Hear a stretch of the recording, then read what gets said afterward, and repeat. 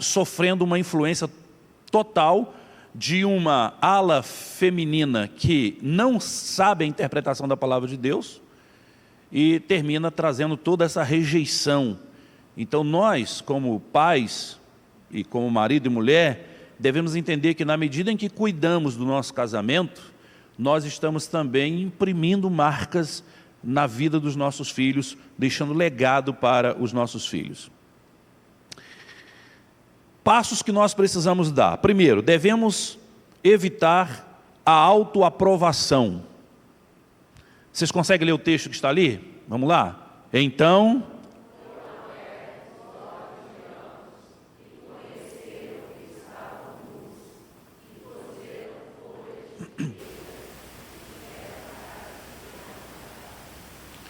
A primeira coisa que Adão e Eva fizeram, a primeira coisa que eles fizeram, foram tentar se aprovar.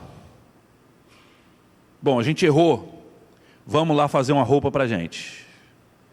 Essa autoaprovação são as desculpas, ou a tentativa que as pessoas fazem para justificar suas falhas, para justificar os seus erros. A gente sempre acha uma forma de dizer, não, eu conserto isso, eu resolvo isso. Então, tentar justificar os erros e consertá-los com o esforço pessoal é um falso remédio. É um falso remédio. Muitos preferem não admitir a culpa indesculpável, porque a culpa indesculpável é dolorosa demais. Ficasse Adão e Eva nus, quando Deus veio pedir contas, e eles estariam dizendo, a gente errou, estamos desesperados, não sabemos o que fazer, nos perdoe, o que a gente faz agora que a gente não sabe o que fazer? Teria sido a atitude correta, mas não, opa, peraí, a gente errou, não tem problema, a gente dá um jeito nisso, vamos fazer uma roupa para a gente, mas e Deus? Vamos nos esconder dele, e quando ele aparecer, porque ele vai nos achar, a gente assume uma vergonha, não um arrependimento, que é diferente. Nós estávamos envergonhados porque nós erramos, mas já estamos vestidos. O senhor está vendo que nós estamos vestidos. As pessoas não querem autoconscientização. Quando a gente fala, por exemplo, de fazer mentoria conjugal, sempre num casal, um dos cônjuges é mais resistente ao outro de fazer uma mentoria conjugal. Por quê? Porque você vai fazer uma mentoria ou uma terapia, você vai autoconscientizar. Ou seja, a pessoa vai ter uma consciência dela mesma, das suas ações, dos seus atos, ela vai ser confrontada com ela mesma. E a autoconscientização é humilhante. A autoconscientização é você se olhar nu no espelho, é humilhante. É você perceber todas as suas falhas. Então os aventais que eles estavam usando, eles estavam escondendo a nudez deles perante Deus, mas eles estavam também escondendo a nudez um perante o outro. E é somente, irmãos, no momento que nós admitimos honestamente o quanto nós maltratamos Deus e o quanto nós maltratamos o nosso cônjuge, é que o nosso coração começa a se abrir para a redenção. Não tem uma outra forma de sermos redimidos se não houver uma abertura verdadeira do nosso coração.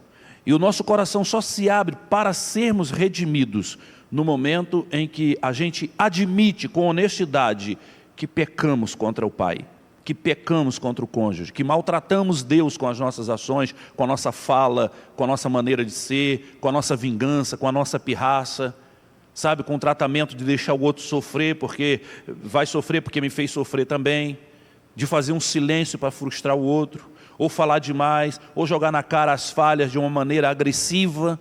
Toda essa maneira que às vezes a gente usa dentro de casa para maltratar o nosso cônjuge, nós estamos maltratando o cônjuge e estamos maltratando Deus também. E se nós não admitirmos isso com sinceridade, com honestidade, não é o falso reconhecimento para conciliar e ficar tudo bem. Ah, tá bom, eu reconheço que errei, então vamos nos perdoar. Não é esse falso reconhecimento para seguir em paz. É ter realmente um reconhecimento verdadeiro e se humilhar perante isso. É só a partir daí que nós vamos conseguir receber de Deus o tratamento. E esta é a hora que Deus entra no casamento, porque senão Deus fica de fora. Ah, pastor, meu casamento foi feito na igreja, mas Deus pode estar fora dele. Mas o nosso casamento foi feito com oração, mas Deus pode estar fora dele. Mas nós somos crentes, mas Deus pode estar fora do casamento de vocês. A gente lê a Bíblia, mas Deus pode estar fora. A gente ora, mas Deus pode estar fora. A gente expulsa demônio, mas Deus pode estar fora. Jesus pode estar fora. Isso é uma possibilidade. Mas pastor, você está inventando isso? Não, não estou inventando, isso é uma realidade. Veja, a igreja de Laodiceia se gabava por ser uma igreja que crescia muito.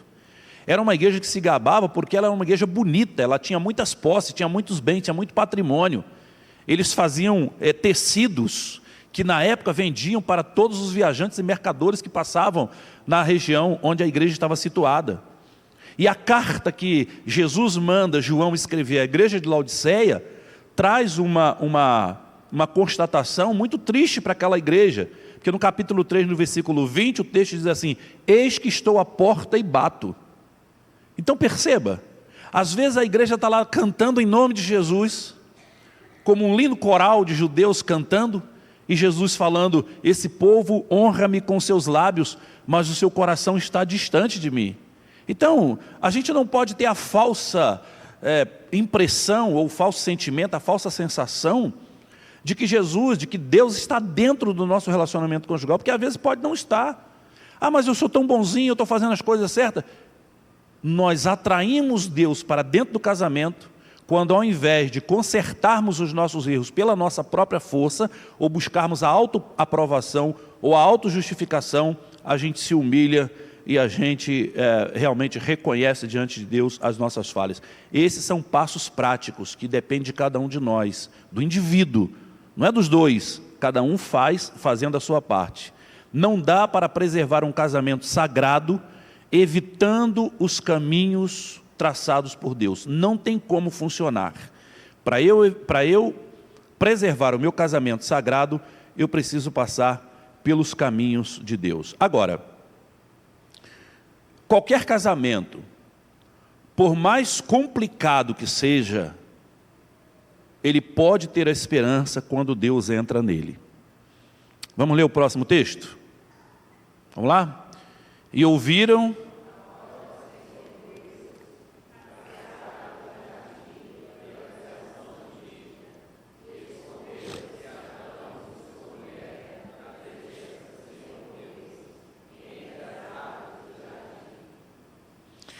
percebam, eles se esconderam de Deus. Primeiro eles tentaram se autoaprovar fazendo os aventais. Depois eles correram e se esconderam de Deus. Se nós evitarmos Deus e colocarmos os nossos limites e tentarmos nós recriarmos realidade ao nosso gosto, ao nosso redor, nós não teremos uma liberdade maior ou uma esperança maior, nós teremos mais degradações ímpias. Mais degradações ímpias. E não existe profundidade para a qual nós não caiamos mais ainda. Jesus falou: um abismo chama outro abismo. Então você recua e se rende ao Senhor pelo seu casamento, abra o coração com toda sinceridade e honestidade, sendo a versão do melhor marido que você puder ser. Ah, mas a minha esposa precisava cooperar. A sua esposa não tem que cooperar com nada. Aqui eu me dirijo aos homens. Efésios capítulo 5 diz: vós maridos, amai vossas mulheres como o quê? Como Cristo amou a igreja. E aí eu pergunto para vocês: para Cristo amar a igreja tem que cooperar com Ele? O amor do Senhor, ele é incondicional. Sabe o que significa isso? É aquele amor que o apóstolo Paulo diz assim: o amor de Cristo nos constrange, porque ele é incondicional. Você quer saber o tamanho do amor de Cristo? Leia Jeremias, quando diz assim: quero trazer à memória aquilo que me dá esperança. As misericórdias do Senhor se renovam, quando? Com que frequência? A cada manhã. Isso é amor incondicional. Nós homens, precisamos amar nossas mulheres com amor incondicional. Ah, mas minha mulher não coopera. Isso não é um problema seu, isso é um problema dela. Ela vai resolver isso com Deus, é entre ela e Deus. A sua parte como marido é amor sacrificial, amor que se entrega, amor que defende, amor que protege, amor que acolhe. Não é o amor que tortura, não é o amor que joga na cara, não é o amor que maltrata, não é o amor que faz silêncio e deixa a mulher falando sozinha, não. É o amor que acolhe, é isso que nós precisamos entender, né? E se nós obedecermos aos ensinos divinos, nós chegaremos sim à beleza de uma vida a dois saudável, não em nossas fantasias, mas na realidade perfeita criada por Deus para o casamento. Na medida em que nos rendemos ao quebrantamento de nossa vida, nós iniciamos a jornada em direção a Deus e em direção à cura. É quando você se quebranta, é quando você entende, é quando você, mulher, diz assim: Deus, eu fui criada mulher e eu te agradeço por isso, porque o Senhor colocou em mim uma sensibilidade tão absurdamente incrível, que o próprio Jesus veio no ventre de uma mulher, que o próprio Jesus, o próprio Deus, foi cuidado na sua primeira infância, em todas as infâncias, nos braços de uma mulher. Então agradeço o Senhor por ser mulher, mas eu não posso, Senhor, ser modificada na minha base. Eu sou a ajudadora do meu marido. Eu sou a videira frutífera dentro da minha casa. E eu quero ser essa mulher ajudadora, submissa à missão e à função. Ainda que o meu marido não corresponda, porque aí eu me dirijo a vocês, irmãs, isso não é um problema seu, isso é um problema do seu marido com Deus. Você quer ver Deus cuidar desse homem do jeito que precisa ser cuidado? Faça a sua parte 100% e entregue esse homem nas mãos de Deus.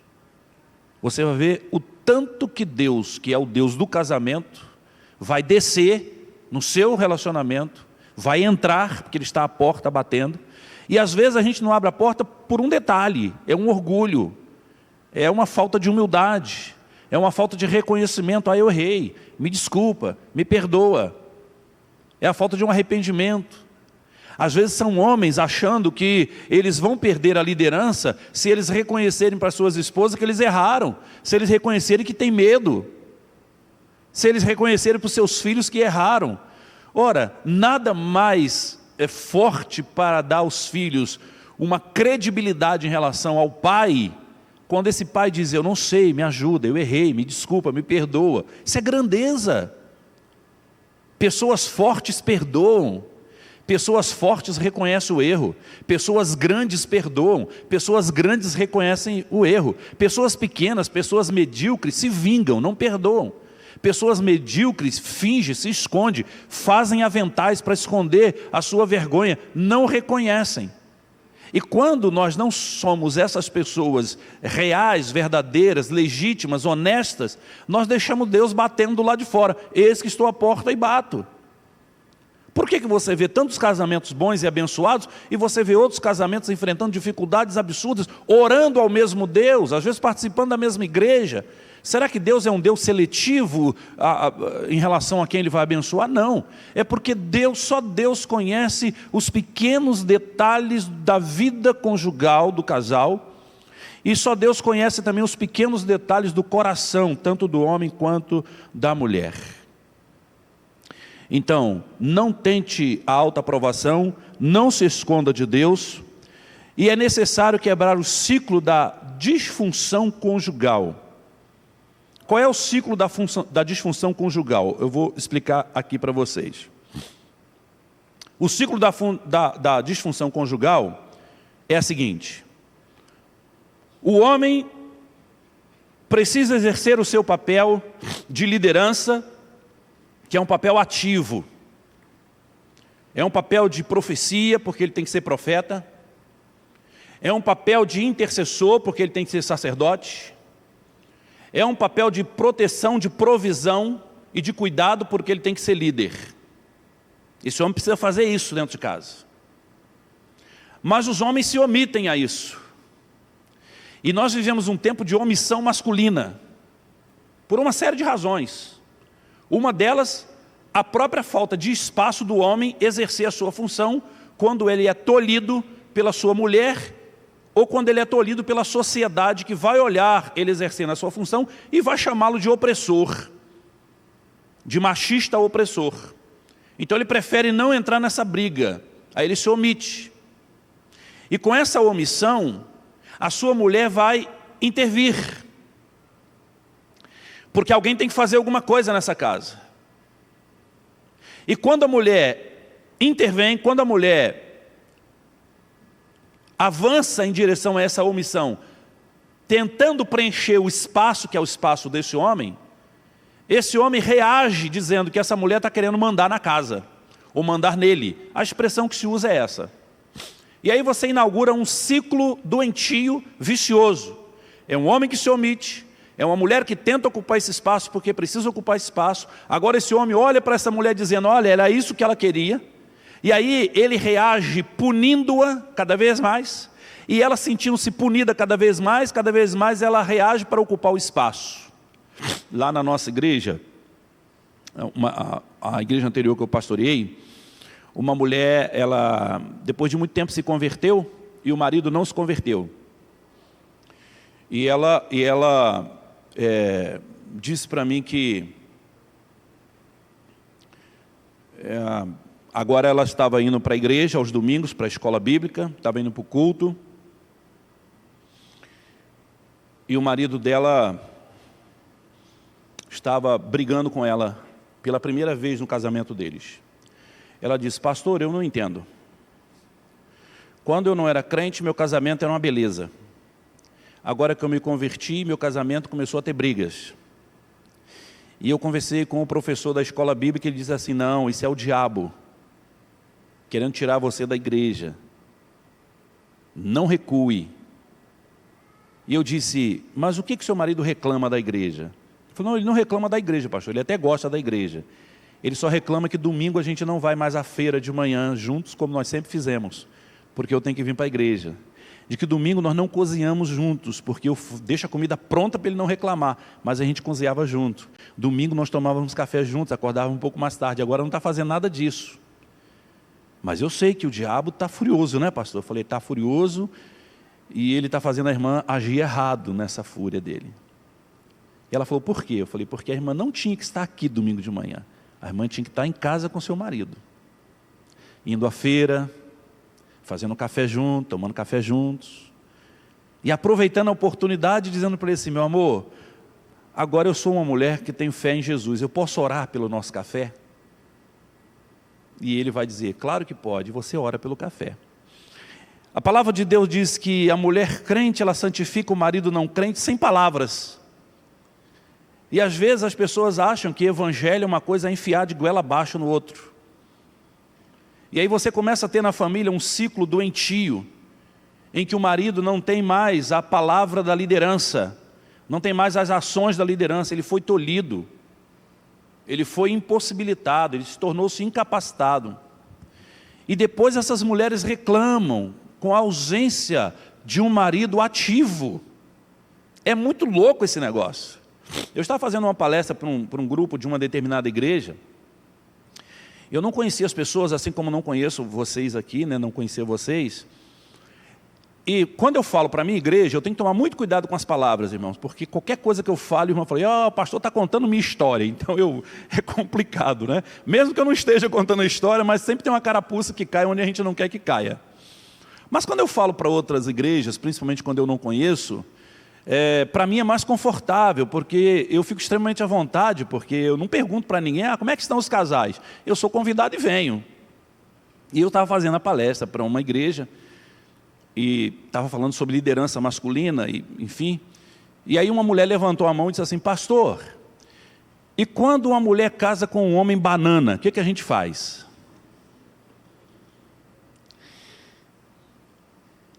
A reação das pessoas foi aquela reação de, igual alguns de vocês tiveram aqui. Fez-se um silêncio, e eu busquei em Deus imediatamente uma resposta, porque tinha que dar uma resposta. E Deus me usou com a seguinte resposta. Eu falei: minha irmã, essa mulher que a irmã se refere, lógico que todo mundo sabia que era ela que estava falando do marido dela, porque é da mesma igreja, o pessoal fez aquela reação, né? Eu falei: irmão, essa mulher que a irmã está citando, ela escolheu casar com um homem banana, ou esse homem se tornou banana depois que casou com ela? E aí o pessoal fez: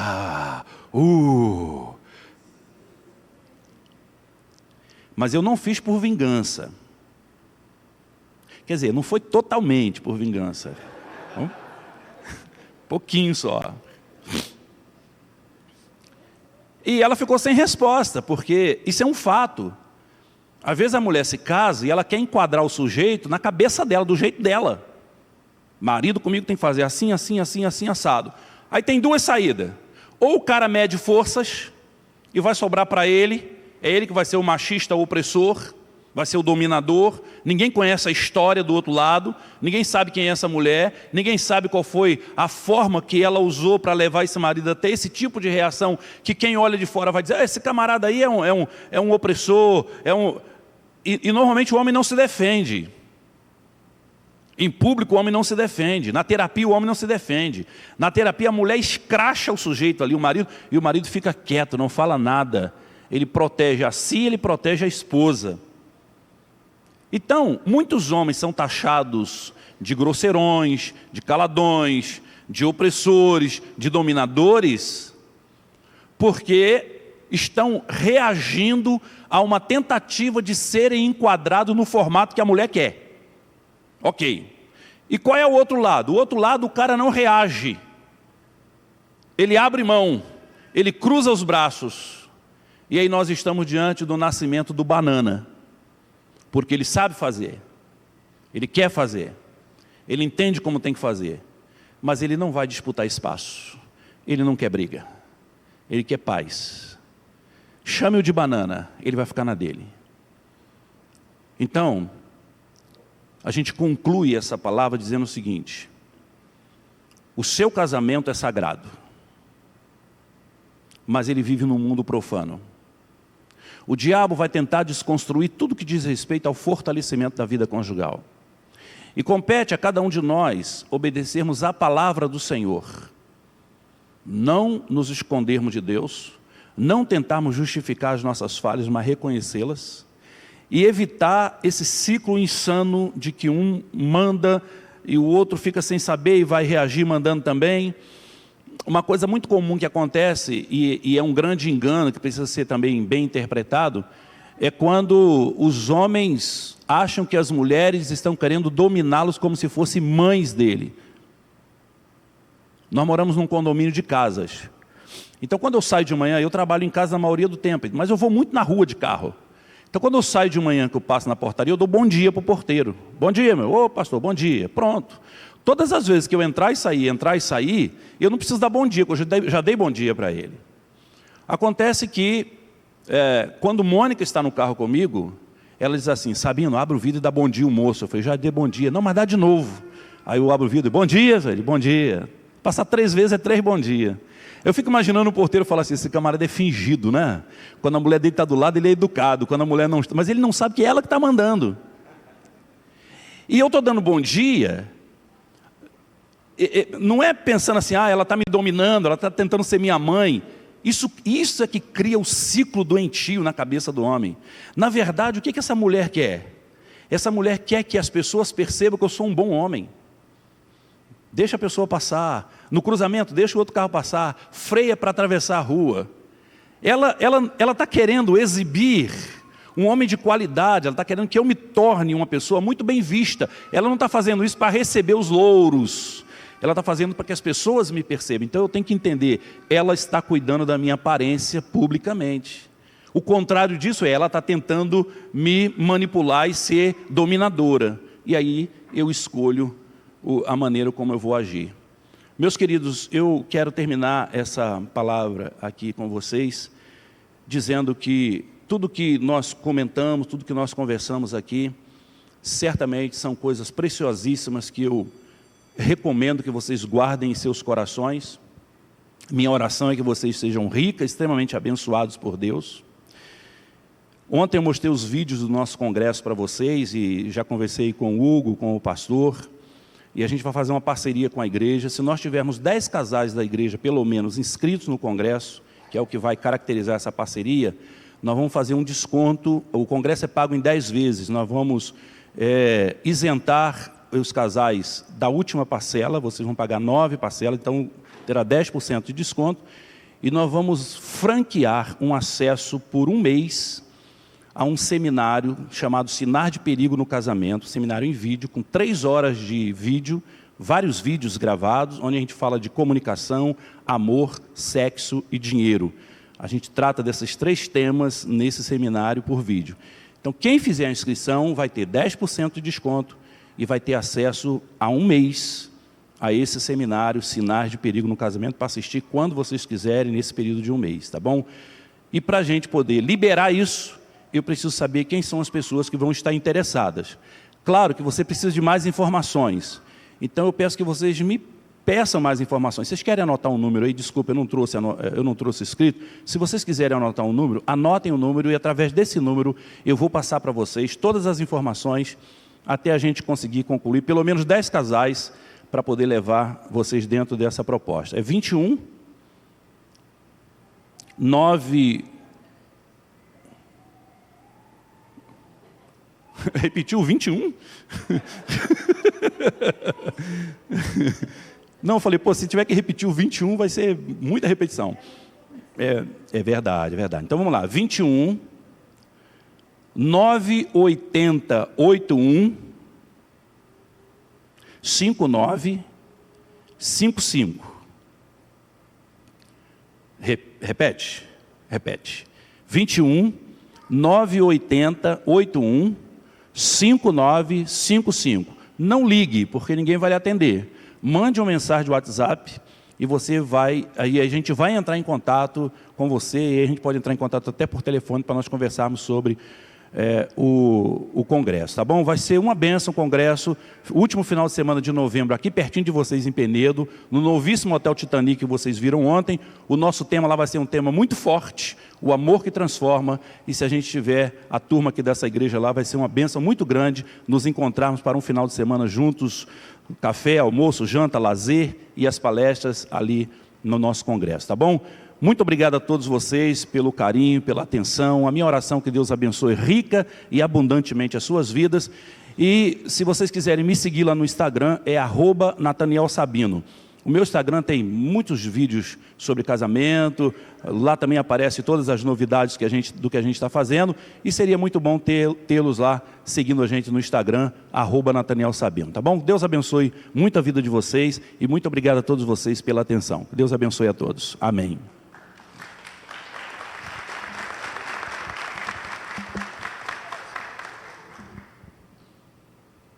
Pessoal,